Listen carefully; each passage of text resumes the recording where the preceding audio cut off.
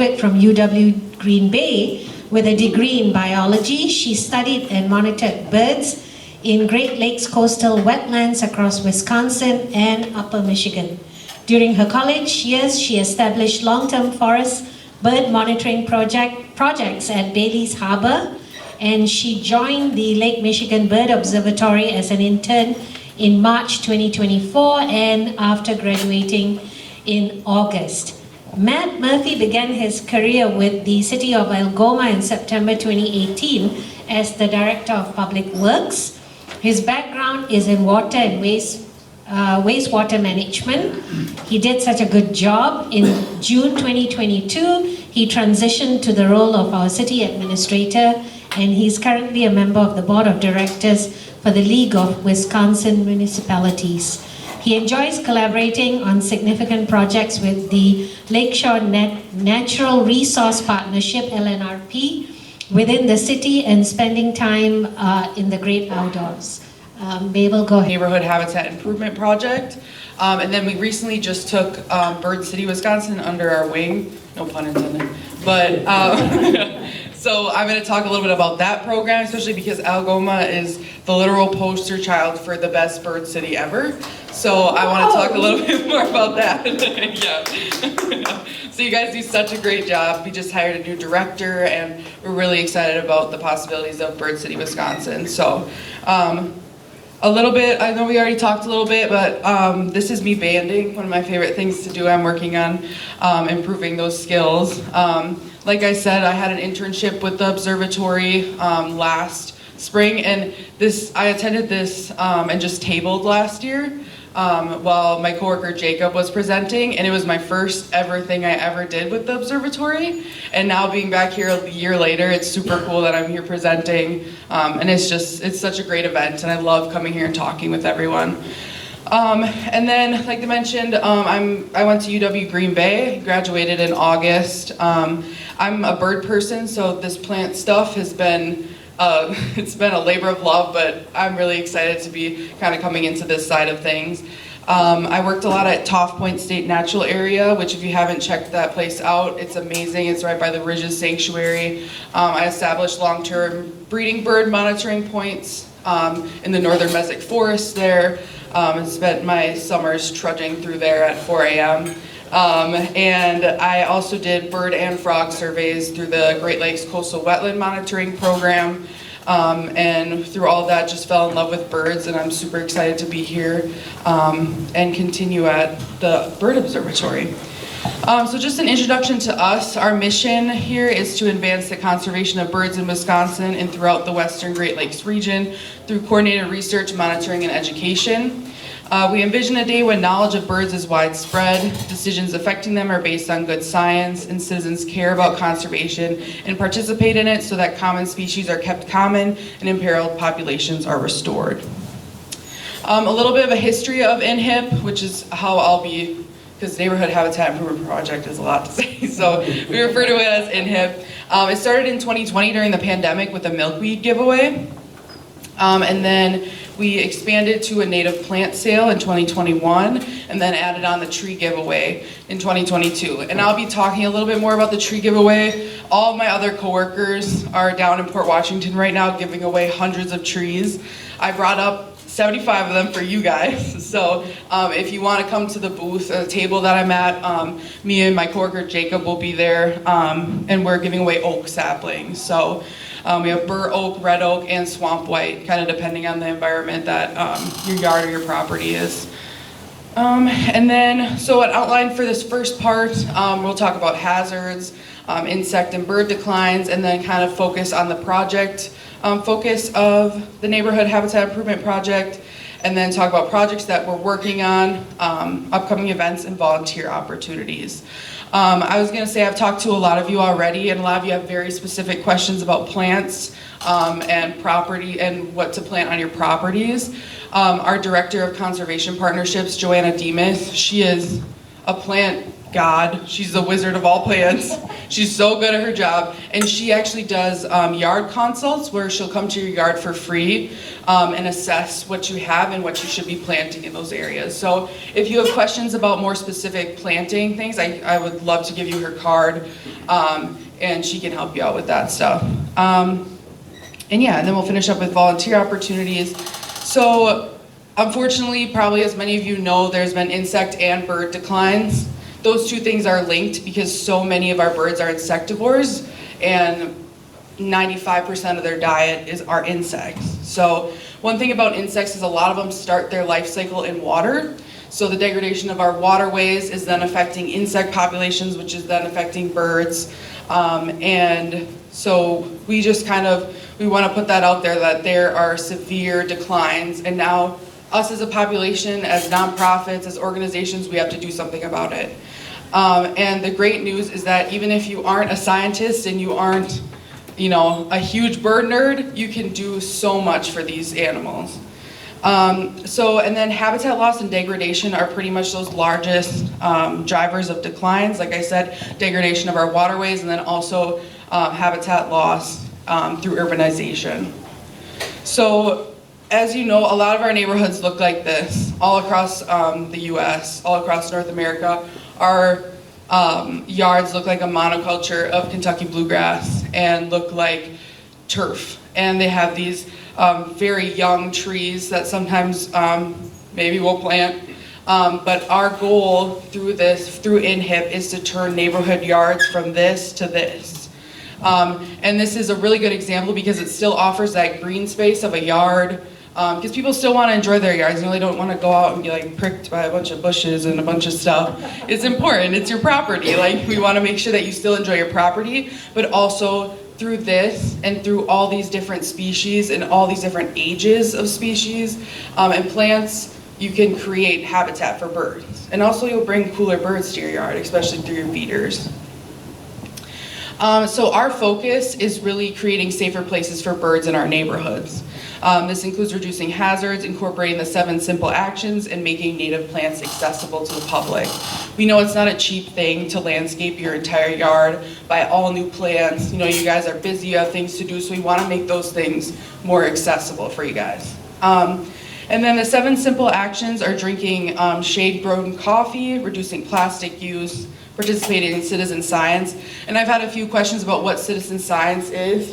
If you all know the famous eBird, that is a great example of citizen science. So it's I explain it as you're participating in science without being mainly a scientist. So you can contribute to the larger database of information about bird species and plants. There's so many apps now that you can use. You can record your findings, whether it be plants or birds.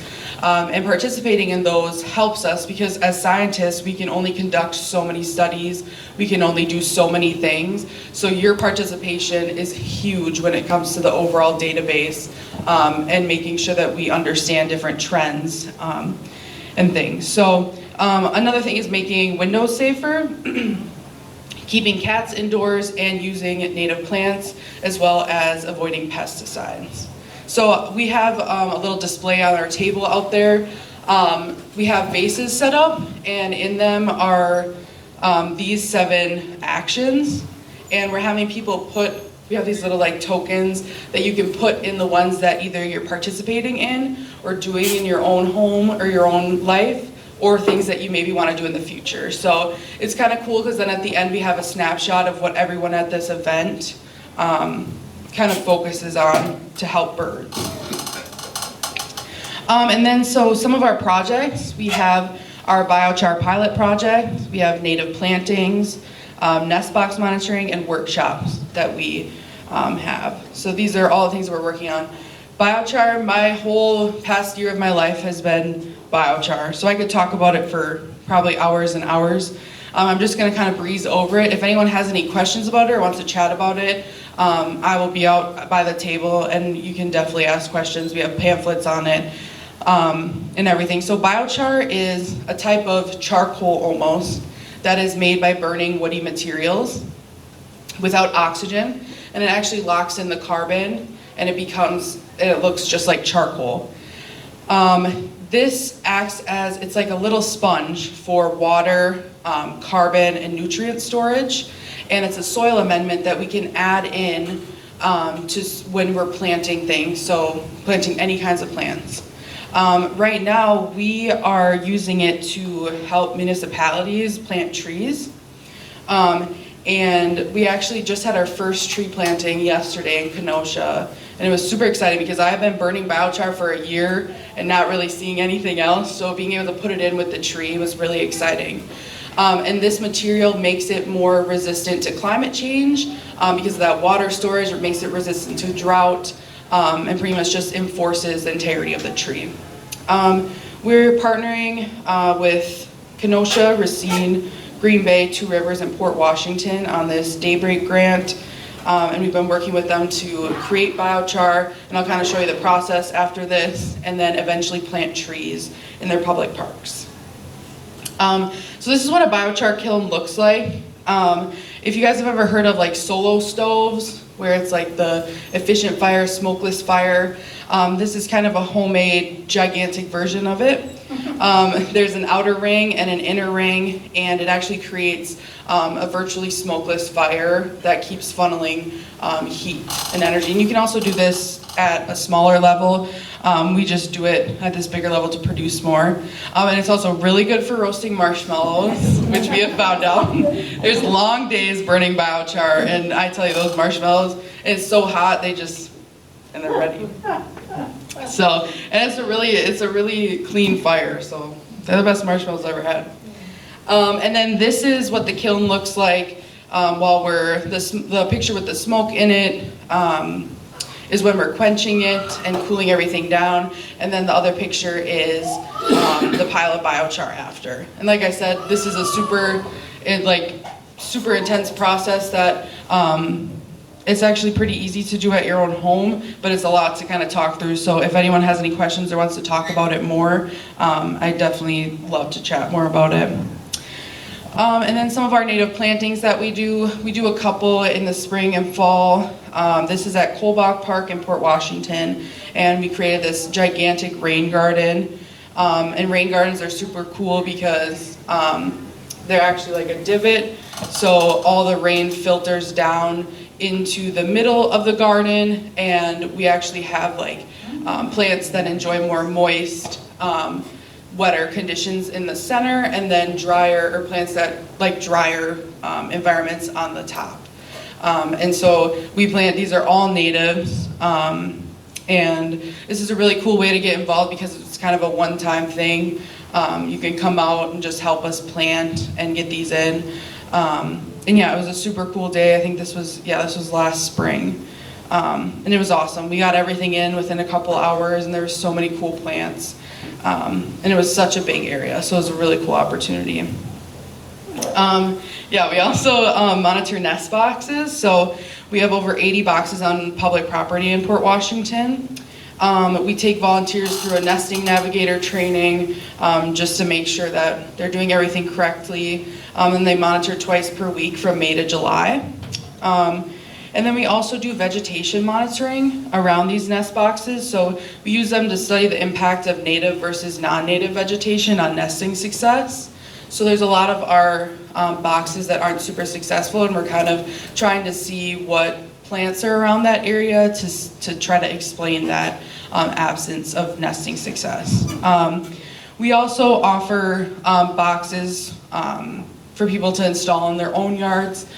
We collect all of our data through NestWatch, which is a really cool site. You don't have to have a nest box to input data on NestWatch. You just have to have so maybe that pesky bird that laid a nest on your light post or something, you can actually enter that data and monitor that nest. And then we also do workshops. So we do workshops all the way up to Green Bay, down to Port Washington. This was a really cool workshop that we did this past November. It's called Expresscape. And what we do is we bring in a bunch of landscapers, native landscapers, and we actually have one-on-one meetings with them, and you can bring in information, pictures about your yard, and they will actually build out a plan for your yard. And they're all partnered with nurseries, so they can tell you where to get the plants, how to plant them, where to plant them. And it's just a really cool opportunity to kind of sit one-on-one, because everybody's yard and everybody's properties are so special. It's special to them too. And you can talk about different species and stuff like that. So if you are, like I said, interested in joining any of these workshops or presentations, you can sign up on at our booth over there, or you can visit us online. And then I know we're going to talk a little about Algoma projects, but I kind of just wanted to highlight some stuff. The Friends of Crescent Beach and LNRP had volunteers in 2024 that planted 500 herbaceous plugs and 100 trees and shrubs. And then in 2025, over 1,000 herbaceous plugs will be planted at Crescent Beach in Algoma. And then we have a bunch of different events the observatory does. This is from our World Migratory Bird Day. That's our own one that's coming up soon. The big draw for that is that we have a native plant sale. We have reduced prices for native plants to make them more accessible to the public. And then we also have all the staff are, like I said, plant experts. So they can help you figure out what to plant in your yards. We also, like I said, have our native tree giveaway. There's no strings attached. I'll just give you 3 saplings. You guys can plant them wherever you want. I have information about where to plant them. So you can visit us out there too if you're interested in that. We also have a book club.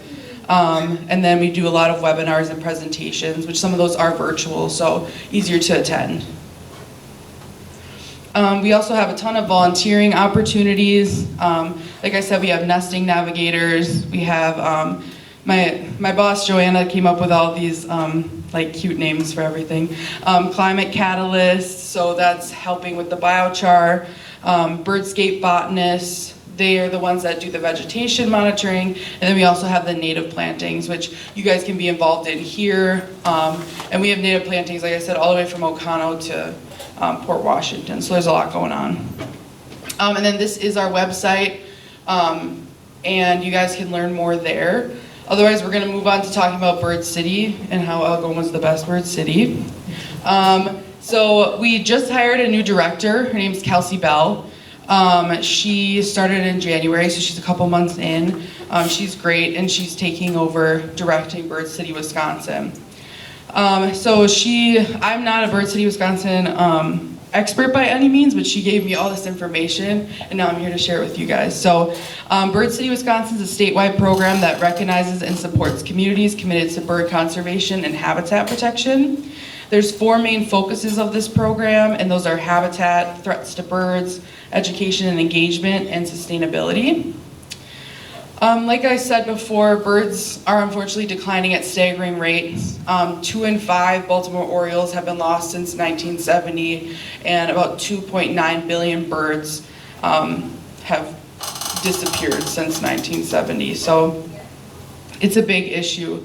And some other is there's been a 28% population loss in migratory bird species. So all the fun birds that are coming back right now in spring, we've had a 28% loss in the entire population.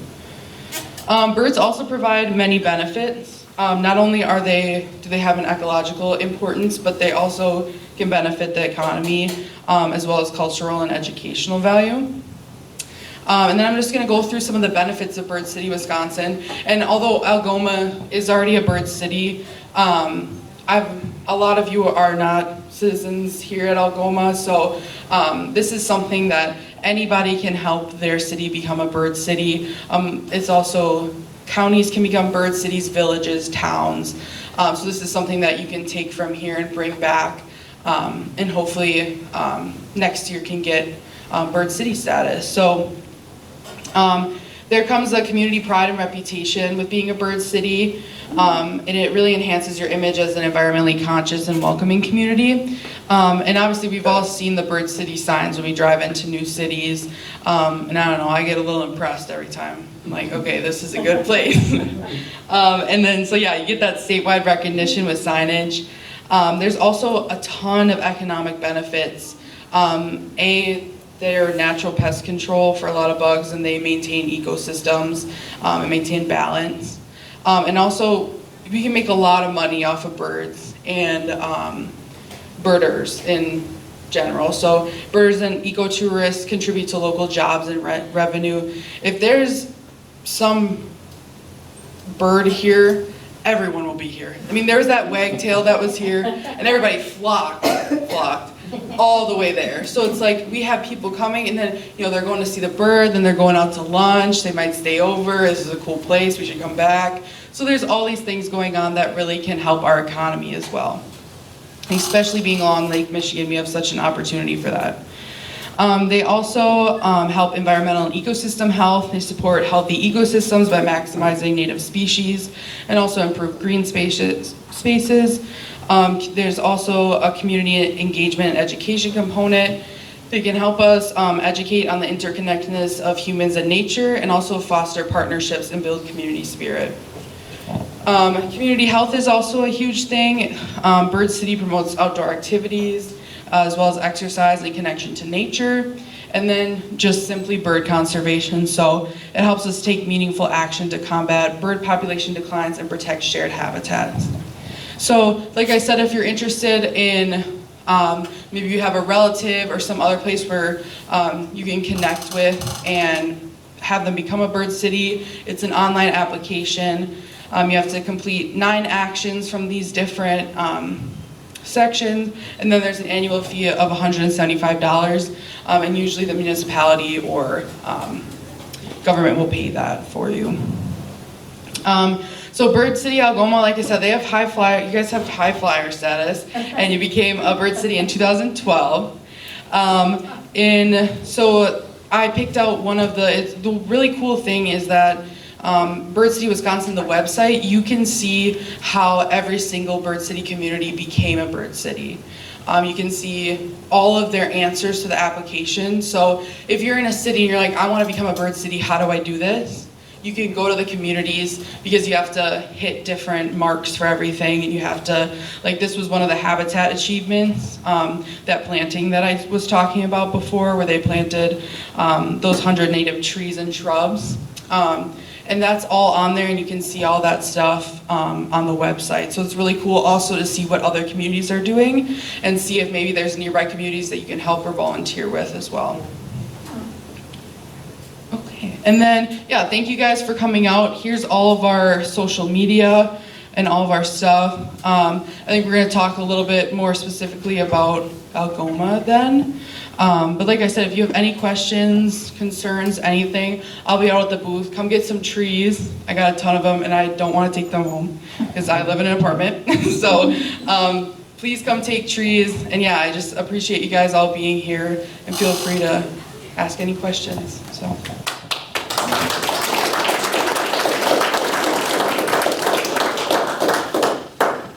Any questions for Mabel? As Mabel mentioned, she'll be out there. If you do think of anything later, stop by and have a chat with Mabel. So next we'll have Matt. I'm going to start by yelling here at everybody, but I'm going to hand out, and I'll put some stuff up on the screen, but I'm going to kind of talk to a couple of projects that we have going on here in Algoma. Can I go? Sure, you can. If you don't mind, go ahead.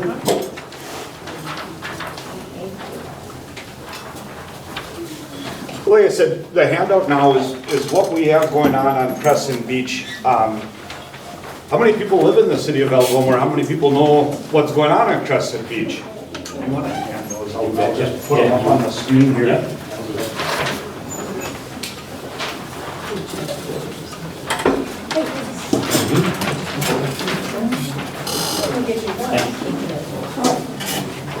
What you wanted? Here. Go ahead.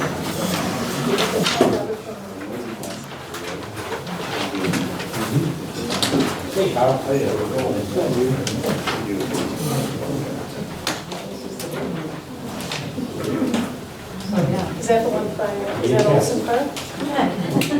That's the Olson Park one? Yes. Looking for your house?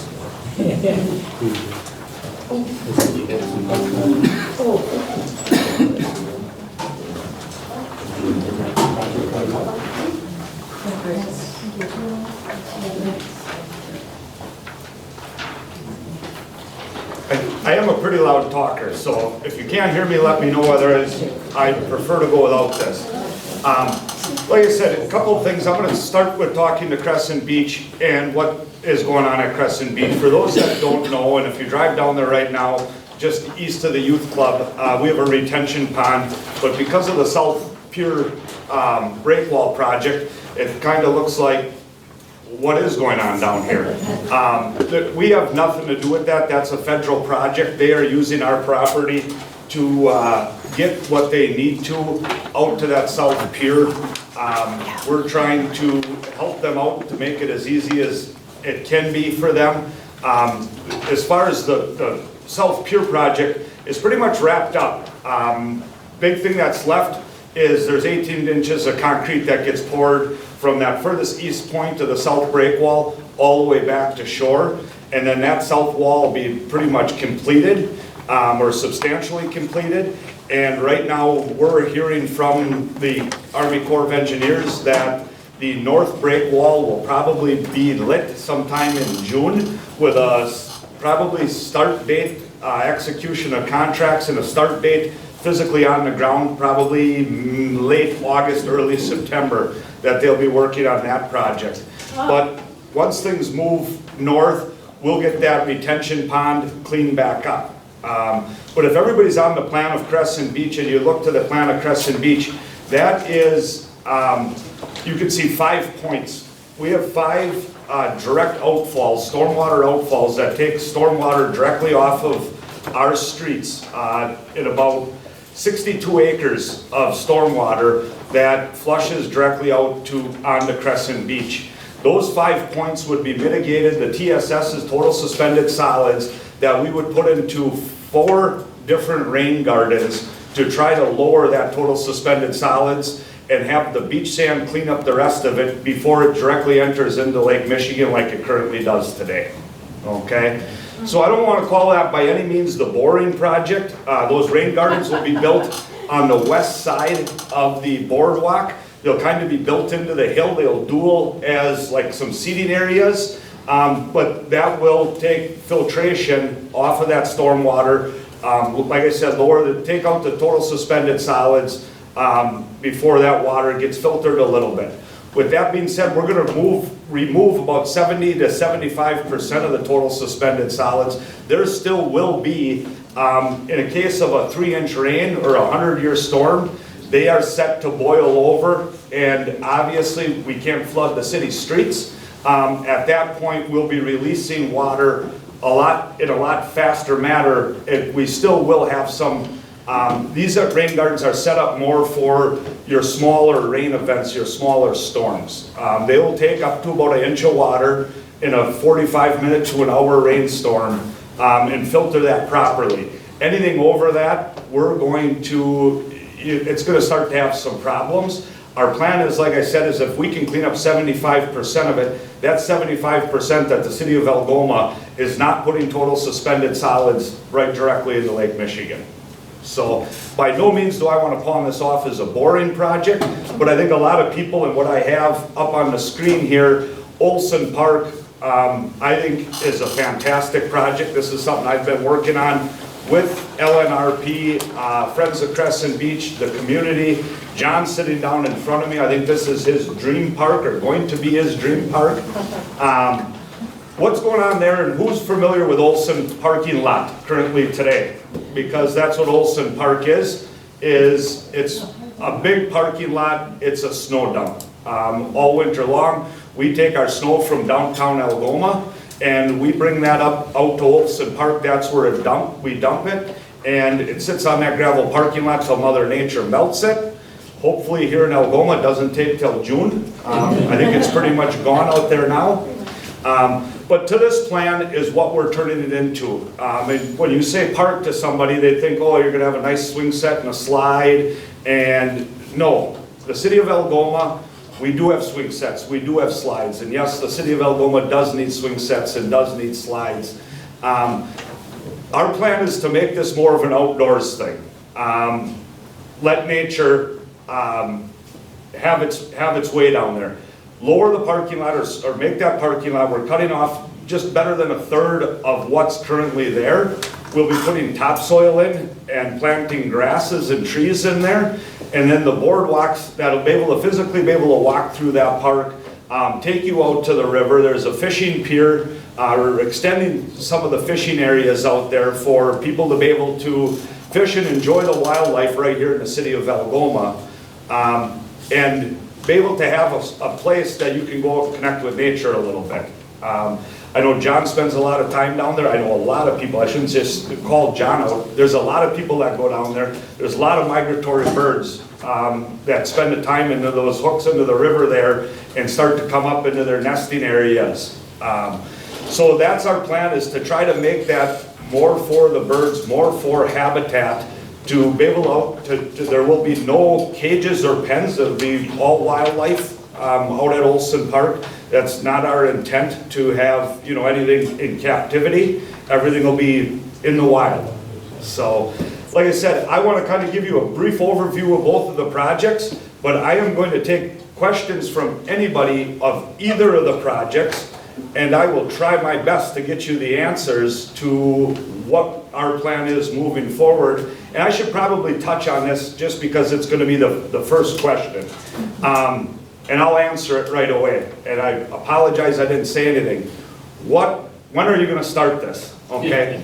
The Olson Park plan, we have about almost 2/3 of our funding. The city of Algoma, in-kind dollars, we're investing $40,000 in staff time. We do not have $1 invested into this, but for time right now. And moving forward, our boots on the ground from our public works staff, if you look at the piers and stuff like that, those will be built out over the winter. Once we have the funding, we'll buy the material, the grant dollars will buy the materials. Our in-kind dollars, our $40,000 of match that's coming from the city of Algoma, that will be physical, our guys in the shop building those, getting them ready to erect come spring of 2026. Okay, so you're going to start to see some work here probably June, late June at Olson Park, but it's going to be a lot of staking, the removal of what's going away from the parking lot. That gravel will come out, topsoil will go in, grasses will be planted, and then Stantec and LNRP want to treat that grass for invasives for 2 years before we start to do any tree planting or anything like that. Spring of 2026, I think, is where you're going to see a lot of takeoff of physical things changing place and happening down there. Okay? That's where the Olson Park is. Crescent Beach plan is we're just first starting to go out for grant funding right now. The city is looking to invest about $5,000 in-kind dollars for Olson, I'm sorry, I apologize, for Crescent Beach. We are writing some grants. That's going to be to the tune of about $460,000 to $480,000 when we acquire a whole bunch of, or a pile of that money, which will be some state funding and federal funding combined. All right? So I know I threw a lot at you. I have all the time to take all the questions, but I want to be able to answer the questions, or be able to answer the questions that everybody has of what's going on. So with that being said, fire away. Or do you want to take them a microphone? Yeah, I'll just raise your hand and I'll get the microphone to you. And don't all start at the same time. Or you'll have to just continue to listen to me talk. So does anybody have any questions? With these, the outflow change, that's my personal interest, not that I invest in it. I might not need that, thank you. How are you going to return the beach up? How's that going to go? We're not. So if you're familiar, are you familiar with Crescent Beach? Yeah. So these 5 outfalls, the 5 blue dots that you see on that map, okay, on the west side of the boardwalk, these rain gardens will be built into the hills, into the beach hill. There will be no penetration of any of these rain gardens east of the boardwalk on the current beach today. So when I say built into the hill, that outfall will be on the back side of a rain garden. If you were standing on the beach looking west, you would be looking at a stone face, like a rock face that will double as a bench. Inside of that will be tiered rain gardens. So right now where those outfalls come in, right, are at, I'm going to call it sand level at the beach, okay? We're gonna go upstream west of those and cut that pipe off and raise that pipe up to where they're gonna come into the back of these rain gardens. So if you're looking at it currently today, you're like, well, how are you gonna get the water back up there? Right. We have to go uphill, cut that pipe off, and that's where it'll enter into the back of the rain garden. Thank you. Not a problem. Are there any other questions anybody has? How do you think that's boring? That's a beautiful project. It's a fantastic project. It is a fantastic project, and by no means am I trying to discredit it. For the community, people look at that and say, well, our kids can't go run around and play in that. What about this park thing? I can go fishing out there, I can go take pictures out there, I can go walk out there. We can walk the boardwalk, and you're gonna stick all this money into it, and it's still the same boardwalk. So, but by no means is it a boring project, and I shouldn't have came off the way I did to say, I'm not happy about it, I'm very excited about it. It's, the way it's portrayed in the community is like, well, what do we get out of this? We can make it an attraction, you know, kids could paint it, chalk, stuff like that.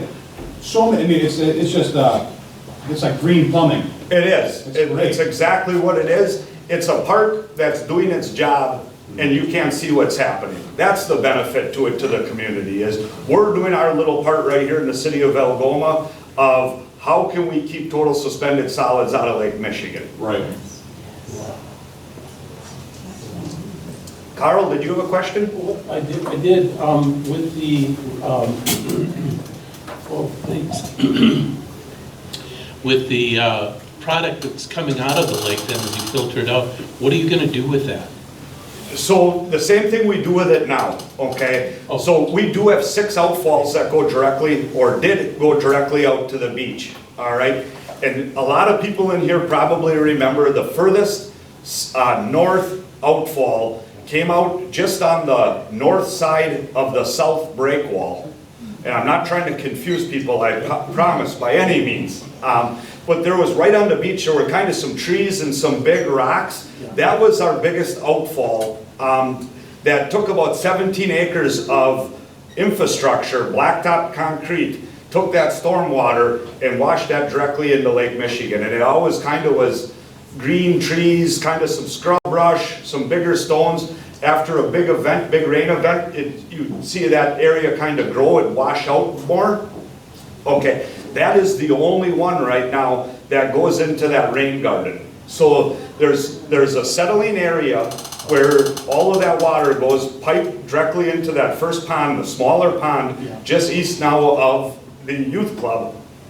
That goes in there, it settles out in that first pond and then flows over into the big pond.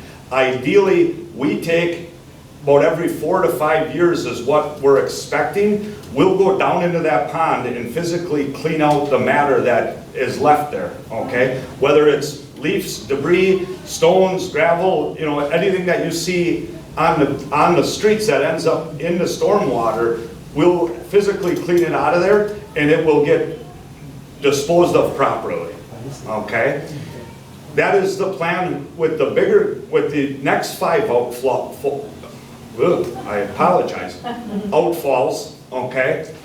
There will be a biomatter in there that will filter that. There will be time, probably in a 5 to 10 year window, that we will have to go in there and clean some of that matter out and get it back to a lower basin. Okay. Thank you. Not a problem.